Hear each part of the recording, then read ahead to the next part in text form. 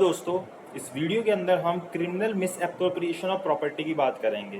Criminal miss appropriation of property IPC के अंदर section 403 and 404 के अंदर बेसिकली दिया गया है कि criminal miss appropriation of property क्या होता है।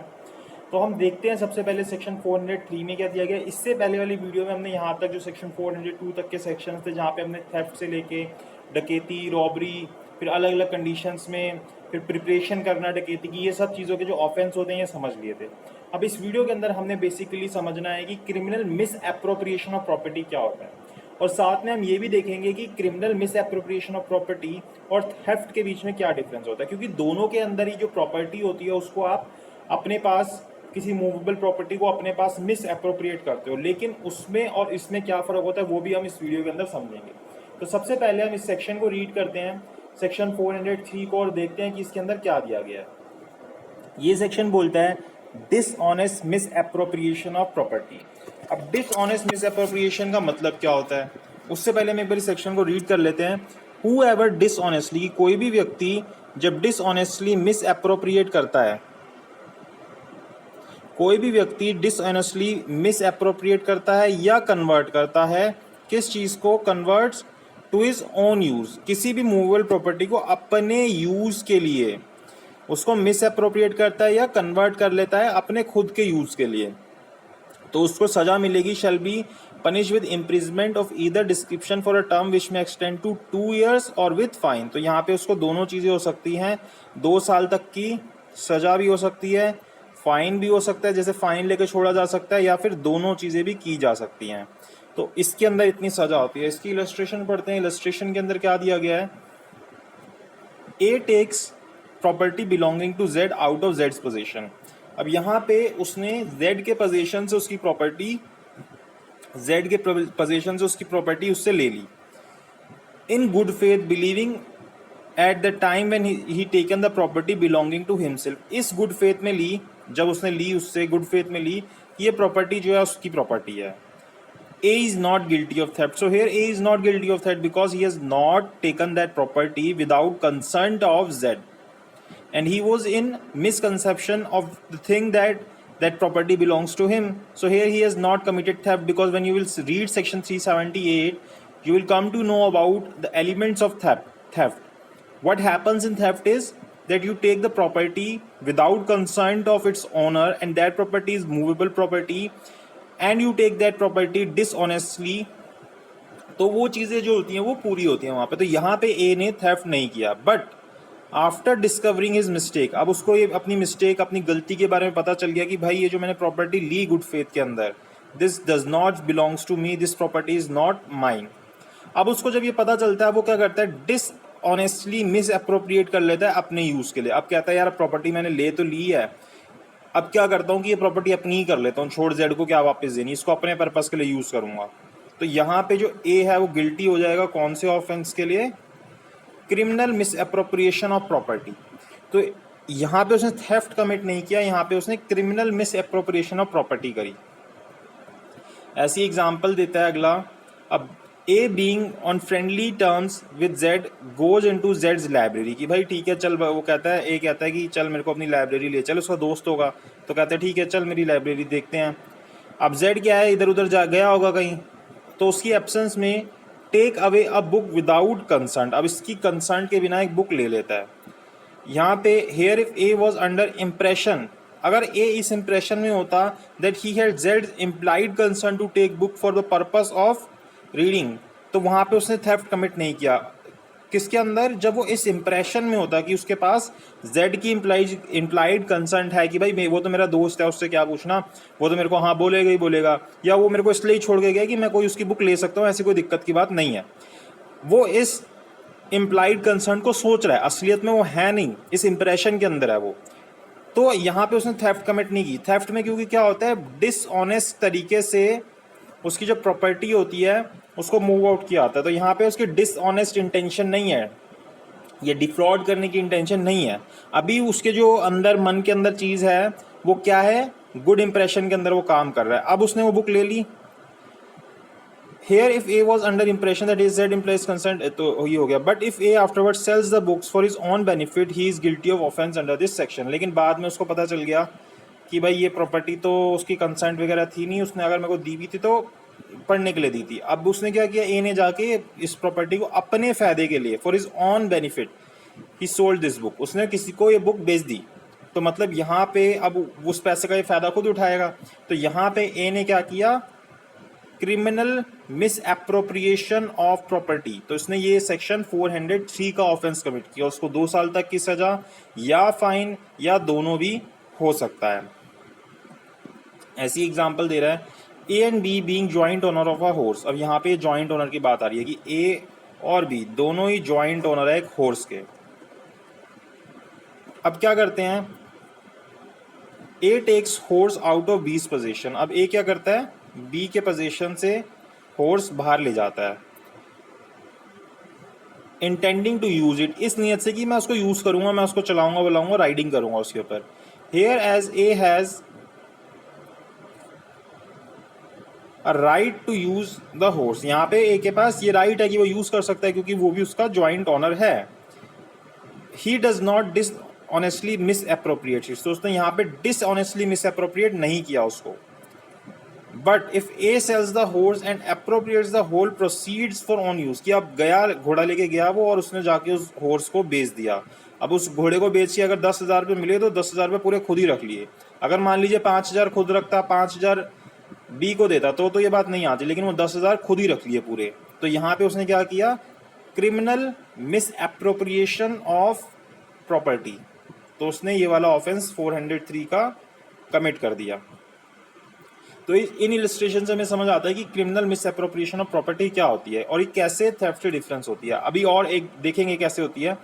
एक्सप्लेनेशन 1 बोलता है, a dishonest misappropriation for a time only is a misappropriation with the meaning of this section, कि भाई हमने सिर्फ कुछ टाइम के लिए डिसऑनेस्ट मिस एप्रोप्रिएशन किया तो वो भी मिस एप्रोप्रिएशन के अंदर ही आ जाएगा, इस सेक्शन के अंदर वो ऑफेंस हो जाएगा। जैसे इफ फाइंड्स ए को मिलता है government promissory note belonging to Z, कि जेड का प्रॉमिसरी नोट होता है, गवर्नमेंट प्रॉमिसरी नोट होता है जेड का जो ए को मिलता है।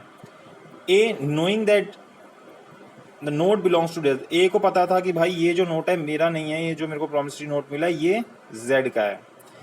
Pledges it with the banker as a security for loan, अब वो क्या करता है, ये प्रॉमिसरी नोट बैंक के पास लेके जाता है और उसके पास प्लेज कर देता है और उससे लोन ले लेता है। Intending at a future time to restore it to Z, कि भाई बाद में मैं क्या करूंगा, इसका लोन पे करूंगा और बाद में जाके ये जो चीज़ थी ये जाके जेड को दे दूंगा, नोट जो था। तो यहाँ पे भी एक टाइम के लिए ही किया उसने मिस एप्रोप्रिएशन, लेकिन वो इस सेक्शन के अंदर आ जाएगा और उसको सेक्शन 403 की सजा मिलेगी ए को, उसने criminal miss appropriation of property किया। एक्सप्लेनेशन 2 क्या बोलती है, a person who finds property not in position of any other person, कि भाई जैसे अब हमें कहीं हम जा रहे हैं, हमें कोई प्रॉपर्टी जैसे पड़ी मिल गई, किसी का पर्स पड़ा मिल गया या कोई ऐसी चीज़ पड़ी मिल गई, ठीक है, हमने क्या किया, उसको उठा लिया जो किसी और के पोजीशन में नहीं है, and take such property for purpose of protecting it. अब हमने उसको क्या किया, क्यों उठाया, कि भाई इसको प्रोटेक्ट करेंगे, अगर ये यहाँ पड़ी रहेगी तो शायद हो सकता है कोई इसको उठा ले, इसका गलत यूज़ करे, सही व्यक्ति को पहुँच ना पाए, हमने उसको प्रोटेक्ट करने के पर्पज से उठाया। और for restoring it to the owner, या फिर कि भाई जो ओनर है उस तक इस प्रॉपर्टी को पहुंचा देंगे, जो भी इसका रियल ओनर है। डज नॉट टेक और misappropriated dishonestly and is not guilty of an offence, but he is guilty of the offence above defined if he appropriates it to his own use. अब उसने अगर वो दे दिया उसको, या जो भी चीज़ थी उसको ओनर को दे दी, तो उसने कोई ऑफेंस नहीं किया, लेकिन अब वो क्या करता है, उसको एप्रोप्रिएट कर लेता है अपने यूज़ के लिए। जब उसको व्हेन ही नोज और has the means of discovering the owner, जब उसको पता है कि मैं ऑनर को ढूंढ सकता हूँ, भैया वो ऑनर को नहीं ढूंढ सकता तो उसने यूज़ कर लिया, कोई दिक्कत नहीं, लेकिन उसको पता है कि मैं अगर एफर्ट्स करूँगा मुझे उसको ऑनर मिल जाएगा, उसने कोई एफर्ट्स किया ही नहीं, तो उसने 403 का ऑफेंस कमिट किया। और before he has reasonable means to discover and give notice to the owner and has kept the property as reasonable time to enable the owner to claim it, कि भाई एक टाइम तो देता उसको 1-2 महीने की, आके ले जाओ, आपने तो मिली और उसको अपने पर्पज़ के लिए यूज़ कर लिया। वट आर रीजनेबल मीन्स और what is reasonable time in such cases a question of fact, हर चीज़ के लिए वेरी करता है। अब कोई ऐसी पेरिशेबल चीज़ आपको मिली, अब उसके अंदर भी आप 1 महीने का टाइम दोगे तो वो तो वैसे ही ख़राब हो जाएगी, तो वो चीज़ टू चीज़ मतलब फैक्ट्स के हिसाब से वेरी करता है, कितना टाइम, कितना जो मीन्स है वो रीजनेबल होंगे, वो हर एक फैक्ट्स के अंदर वेरी करेगा। It is not necessary that the finder should know who is the owner of the property. ये ज़रूरी नहीं है कि फाइंडर को पता हो कि भाई इसके प्रॉपर्टी के ऑनर कौन है, और that any particular person is the owner of it. It is sufficient if at the time of appropriating it he does not believe it to be his own property और in good faith believe that the real owner can not be find. तो ये बात हमारी पूरी हो जाती है। अब जैसे एग्जाम्पल देता है, ए फाइंड्स अ रूपी ऑन अ हाई रोड, भाई हाई रोड के ऊपर उसको रूपी पड़ा हुआ मिलता है। नोट नोइंग टू होम रूपी बिलोंग्स, उसको नहीं पता, भाई मेरे को नहीं पता ये नोट किसका है, ये रूपी किसका है। ए पिक्स अप द रूपी, ए क्या करता है, इस रूपी को उठा लेता है। Here A has committed the offence defined in this section. तो यहाँ पे उसने ये ऑफेंस कर दिया क्योंकि उसने कोई अपनी मीन्स नहीं लगाए, इस तरीके की कोशिश नहीं करी कि वो उसके रियल ओनर को ढूंढे।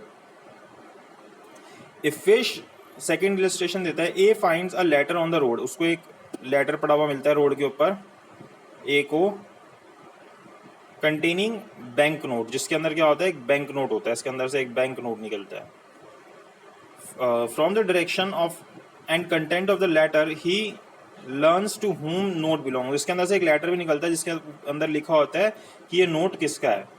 ही अप्रोप्रिएट्स द नोट, वो क्या करता है, उस नोट को अपने खुद ही रख लेता है। तो ही is guilty of offence under this section. तो यहाँ पे ए ने क्या किया, 403 का ऑफेंस कमिट कर दिया। तो इस सेक्शन के अंदर इतनी बात लिखी गई है। इसके अलावा अगर हम यहाँ पे देखें जो क्रिमिनल मिस एप्रोप्रिएशन है,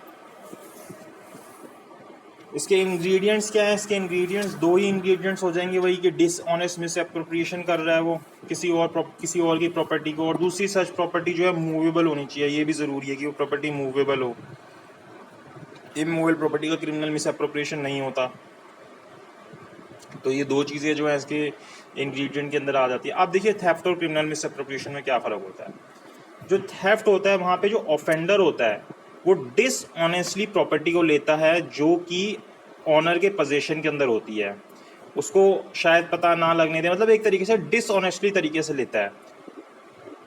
और वो ऑफेंस तभी पूरा हो जाता है जब वो उस प्रॉपर्टी को मूव कर लेता है। जब उसने डिसऑनेस्ट तरीके से, जैसे इसकी प्रॉपर्टी है कोई, इसको मूव कर लिया ना, इसका मूवमेंट कर दिया, तो ये ऑफेंस पूरा हो गया। कौन सा, थेफ्ट का ऑफेंस पूरा हो गया। लेकिन क्रिमिनल जो मिस एप्रोप्रिएशन ऑफ प्रॉपर्टी होती है, यहाँ पे जो पोजीशन होता है वो इनोसेंटली आता है। जितने भी हमने यहाँ पे एग्जांपल देखे वहाँ पे हमारे पास किस तरीके से पोजीशन आ रहा था, इनोसेंटली आ रहा था। हमने किसी गलत तरीके से पोजीशन नहीं लिया, उसने हमको खुद पोजीशन दिया या गुड फेथ में पोजीशन लिया, इनोसेंटली पोजीशन आ रहा था। लेकिन थेफ्ट के अंदर ऐसा नहीं होता। थेफ्ट के अंदर हम जो पोजीशन होता है वो डिसऑनेस्ट तरीके से लेते हैं। द डिसऑनेस्ट इंटेंशन जो होती है हमारे पास होती है थेफ्ट के अंदर, लेकिन क्रिमिनल मिस एप्रोप्रिएशन के अंदर नहीं होती। तो यही जो है बेसिक डिफरेंस होता है थेफ्ट और criminal miss appropriation of property के अंदर। और मान लीजिए जैसे अगर अब जैसे इसके अंदर एक केस बताता हूँ, केस का नाम आप नोट कर सकते हैं, Yudhar versus state of Jharkhand, Yudhar versus state of Jharkhand AIR 2003 का। इसके अंदर क्या होता है कि जैसे कॉन्ट्रैक्टर होता है, उसको पैसा मिलता है, वो आगे सब कॉन्ट्रैक्टर को पैसा नहीं देता। तो यहाँ पे ये कोर्ट में चला जाता है, ये केस बढ़ते बढ़ते बढ़ते सुप्रीम कोर्ट पहुँचता है। सुप्रीम कोर्ट बोलता है कि भाई ये जो केस है ना, ये क्रिमिनल नेचर का है ही नहीं है, criminal miss appropriation of property है ही नहीं, क्योंकि कैश जो है वो इसके अंदर नहीं आएगा। तो यहाँ पे ये जो सूट है जो सब कॉन्ट्रैक्टर करना चाहता है कॉन्ट्रैक्टर पे, सिविल नेचर का है, तो यहाँ पे सिविल सूट के अंदर जाइए। इसलिए अगर कोई व्यक्ति कंप्लेंट भी करता है, क्रिमिनल कंप्लेंट करता है जैसे सेक्शन 200 के अंदर, और मजिस्ट्रेट को ये बात लगती है कि ये जो क्वेश्चन यहाँ पे जो है, जो भी चीज़ ये मेरे पास लेके आया कंप्लेंट के अंदर वो प्योरली सिविल नेचर की है, तो वहाँ पे वो कंप्लेंट को डिसमिस कर सकता है। कौन से सेक्शन के अंदर, 203 CRPC के अंदर उसको डिसमिस कर सकता है। फिर अब जैसे अभी हम सेक्शन 406 पढ़ेंगे, सेक्शन 406 का माइनर ऑफेंस है सेक्शन 403। अब ये जानना क्यों ज़रूरी है, जब हम सेक्शन 222 पढ़ते हैं किसका, CRPC का, तो वहाँ पे हमें ये बात पता चलती है कि इसका सबसेक्शन 2 कि अगर कोई ऑफेंस हमने प्रूव किया, जैसे हम 406 की चीज़ें नहीं प्रूव कर पाए लेकिन 403 की चीज़ें प्रूव हो रही है, तो उसके माइनर ऑफेंस की सज़ा उसको दी जा सकती है, चाहे हमने चार्ज फ्रेम किए थे उसके अंदर हमने 403 सेक्शन नहीं लगाया था। तो ये जो है इसका माइनर ऑफेंस होता है, इसके अंदर सज़ा दी जा सकती है उस व्यक्ति को। 400 3 के अंदर इतना ही था। इसके अलावा आप मेरे को इंस्टाग्राम के ऊपर फॉलो कर सकते हो, मेरी आईडी है कुशांक एम। उसके बाद हम आते हैं 404 के ऊपर। 404 किस बारे में बात करता है? Dishonest miss appropriation of property possessed bye disease person at the time of his death. अब जैसे वहाँ पे हम क्या कर रहे थे, किसी भी व्यक्ति से हम उसकी प्रॉपर्टी मिस एप्रोप्रिएट कर रहे थे। अब यहाँ पे क्या है, कोई व्यक्ति मर गया है, कोई व्यक्ति डेड हो गया है, उस वक्त उसके पास कोई प्रॉपर्टी है और उसको हम गलत तरीके से मिस एप्रोप्रिएट कर लेते हैं। थेफ्ट नहीं कर रहे हैं, मिस एप्रोप्रिएट कर रहे हैं, तो वो सेक्शन 404 के अंदर पनिशेबल हो जाता है। और साथ ही साथ अगर ऐसी चीज़ किसी क्लर्क के द्वारा या सर्वेंट के द्वारा की जाती है उस डिजीज व्यक्ति के, तो उसके अंदर सजा जो होती है वो भी बढ़ जाती है। अब देखिए सेक्शन 404 क्या बोलता है? Whoever dishonestly misappropriates or converts to his own use property, अपनी कर लेता है property, knowing that such property was in possession of deceased person at the time of that person's disease, कि जब वो व्यक्ति मरा था वो उसकी प्रॉपर्टी थी, उसके पोजेशन में थी, and has not since been in possession of any person legally entitled to such possession। तो यहाँ पे अब वो उसको अपने यूज के लिए करता है, तो यहाँ पे shall be punished with imprisonment of either description for a term which may extend to 3 years, तो उसको 3 साल तक की सजा हो सकती है। लेकिन and shall also be liable to fine, और साथ साथ फाइन लगेगा उसके ऊपर।